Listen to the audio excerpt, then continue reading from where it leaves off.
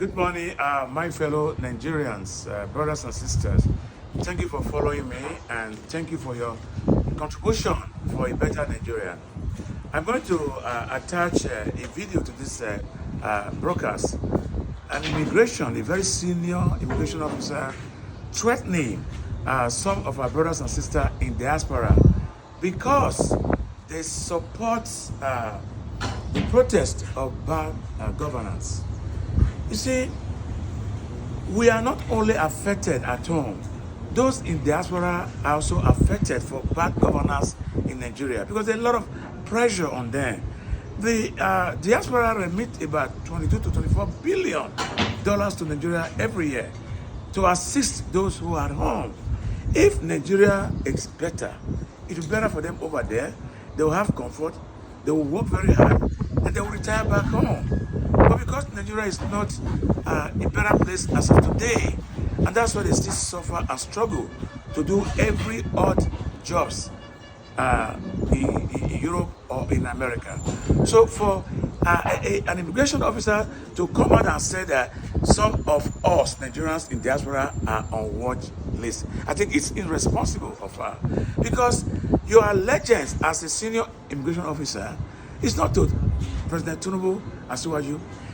The IG of police, his allegiance is to the citizen, not to Asiwaju Tinubu. The senior top custom, the senior top EFCC is not to Tinubu, it's to a citizen. Do you know, it will shock you, that the FBI can investigate Biden. The KGB can investigate Putin if there's any offense committed. But because we are involving, in democracy, a lot of us don't know our right. And that's why these people who are tribal bigots come out and instead of them supporting the citizens of Nigeria, they're supporting President Asiwaju Tinubu because they were selected. They don't have the qualification. Look at what happened recently in Olympics. We failed woefully because we used the very worst, on top. And the bright and the best, we let them behind. And that's how we failed abysmally in Olympics. We did not get a single medal. It has never happened. It's unprecedented in Nigerian history because we focus on failures instead of winners.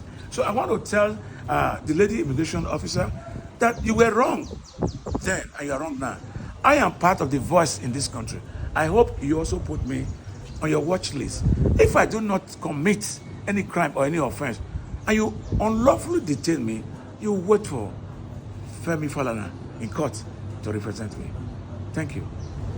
Yes, I just want to add to it. We have a situation in Mali, Burkina Faso, where you have some, as the West would describe it as military dictators, But, surprisingly, I was watching a video of Ibrahim Traoré from Burkina Faso educating, the so-called Democrats who are supposed to be, leading us, that you must listen to your citizens, that when citizens are protesting, you use a canister, you use rubber bullets.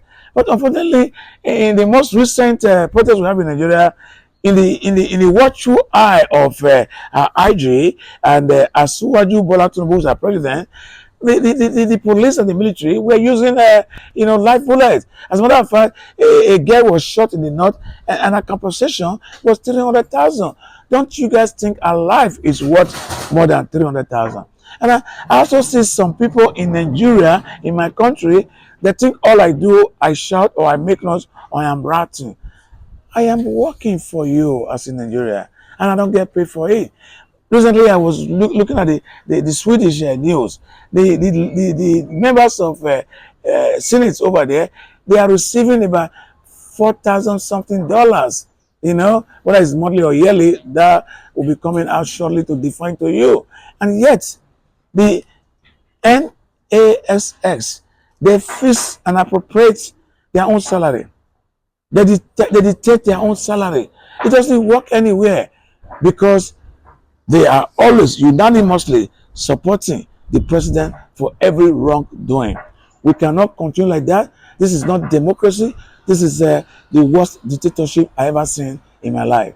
I hope fellow citizens and fellow Nigeria understand exactly what I'm saying. All right, we either practice this democracy as the white man taught us, or let us revert back to Shango and Ogun.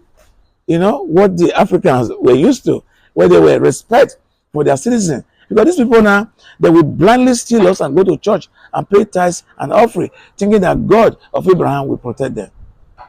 Thank you. Um, Sponsors, some of these people who are actually in diaspora, we have a number of them who are actually instigating this mayhem that we're seeing right now. What we've done is we've had them on our watch list, and they've been watch listed. We have them on our radars, and we're making sure that any attempt they make to come into the country, will notify the necessary authority. And we're working closely, of course, with the NIA and DSS, of course, and the NSA's office, so that all those we have in diaspora that are actually trying to subvert the authority of this nation, they are in our radars. We have them watch listed, and any attempt they make to come into the country will be notified, and we'll also know what to do. We'll notify the necessary authority.